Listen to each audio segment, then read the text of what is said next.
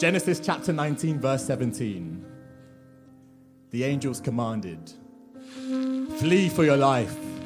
Do not look behind you nor stop anywhere in the plain. Flee to the hills, lest you be swept away."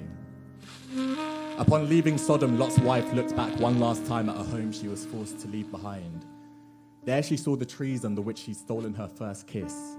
They'd held each other close, trembled. She tasted pomegranate on his lips.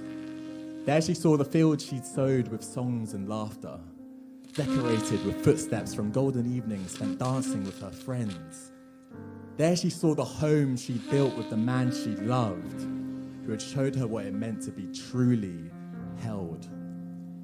Upon leaving Sodom, Lot's wife looked back one last time at the home she was forced to leave behind, and for this, she was transformed into a pillar of salt. I am crumbling.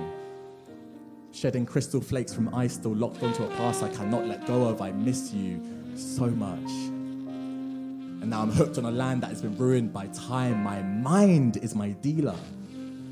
Unlike most dealers, he's really reliable, always available to offer me a hit of nostalgia. Yeah, we've got issues with dealers. He delivers memories straight to my door, laces them with the subconscious belief that if I fall into them hard enough, it'll be like I'm actually back there. And I know I'm just edging my reward center for the slightest dopamine rush before the crash of returning to my solitude, but I cannot help myself. I am addicted to salt. My doctor tells me I have high love pressure, that I'm at an increased risk of heartbreak, and I really need to cut down on my go-to-them intake. He tells me each pinch increases my risk of stroke, but I cannot let go. Each dash takes me closer to an early death, but I know that like infernal flames, this salt burns, but it does not consume, and I am here for my torment. So go on. Give me another bump of us eating bacon sandwiches in bed whilst watching old episodes of Doctor Who.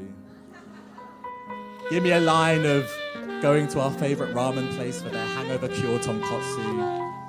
I'll take a key of bare feet on pebbles, hands held, stroked hair, a kiss on the forehead, light spray from the receding waves. I am addicted to salt.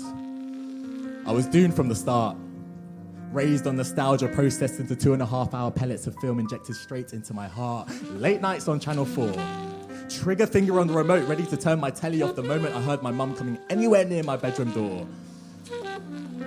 I watched 500 Days of Summer at 12. Eternal Sunshine of the Spotless Mind at 14. Her at 16. Grew up on Lana Del Rey, Frank Ocean, Moses Sumney, Mitski, The Weeknd's trilogy. I was 18 when I learned how to romanticize my misery. 18 when I learned to love the taste of my own tears. I am addicted to salt.